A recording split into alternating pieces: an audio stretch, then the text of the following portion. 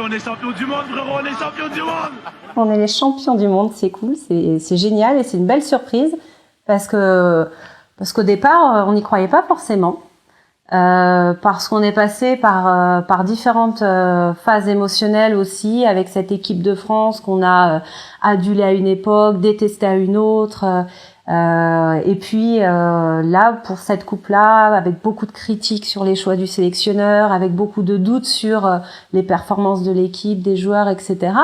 Donc c'est vraiment génial parce que ça a créé comme ça une sorte d'ascenseur émotionnel où on est parti d'un état comme ça un peu dubitatif des supporters qui de plus en plus en fait au fil des matchs commençaient à y croire.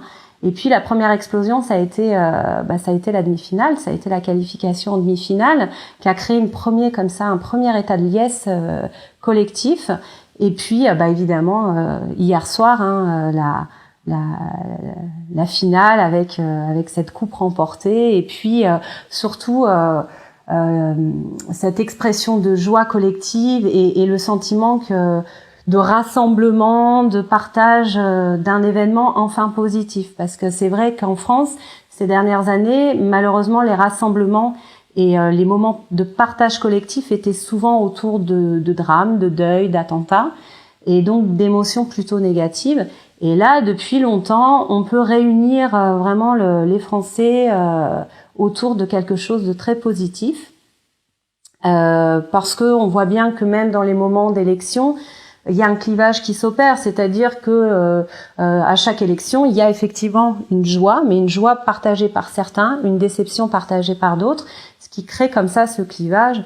Et dans un contexte de division, où la France est de plus en plus divisée à différents niveaux, économiques, politiques, social, même culturel, etc. Un moment comme ça de rassemblement et de partage, ça fait du bien. Ça fait du bien, comme on dit, au moral des Français.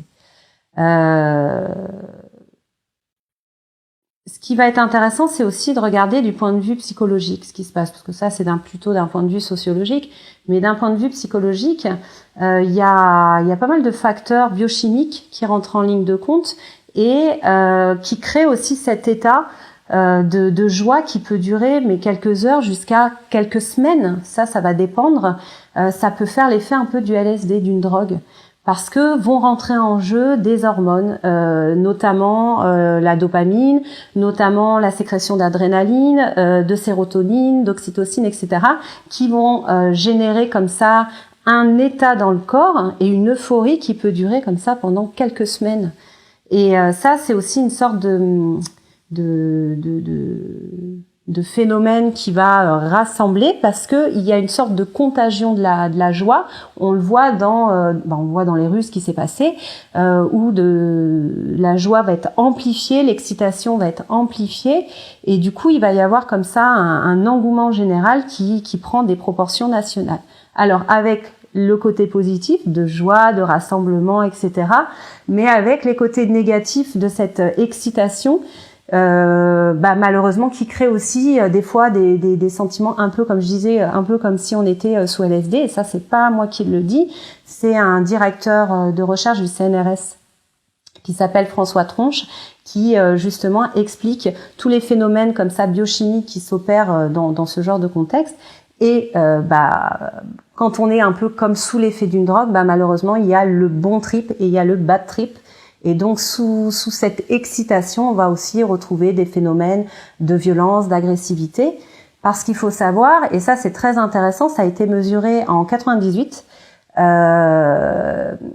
par des prélèvements de salive chez des supporters. Il faut savoir que dans le cas de la victoire comme ça d'une équipe, alors là en l'occurrence en 98 c'était l'équipe de France, quand ils ont prélevé la salive des supporters à cette époque-là, ils se sont rendus compte qu'il y avait une augmentation de 21% du taux de testostérone. Et on sait que la testostérone, c'est rattaché à tout ce qui est sentiment de compétitivité, d'agressivité, mais aussi de désir sexuel. D'ailleurs, c'est pour ça qu'on note souvent une augmentation des naissances 9 mois plus tard, Et ça, il y avait eu des statistiques en Espagne où ils avaient fait une corrélation entre le taux de naissance et la victoire des clubs espagnols. Donc ça, c'est c'est l'effet de l'élévation de la testostérone.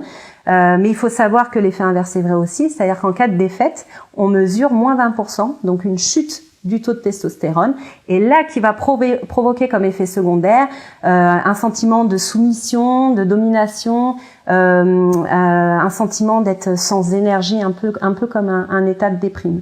Donc c'est à double tranchant, le foot et ce genre de rencontres et ce genre d'occasion va avoir un effet antidépresseur, mais peut avoir aussi du coup tous les effets secondaires du réveil, un peu pour dire un peu ça vulgairement, du réveil de la gueule de bois, quoi. Donc voilà, ça peut être à bon escient comme à mauvais escient, tout dépend finalement si on remporte ou si on perd.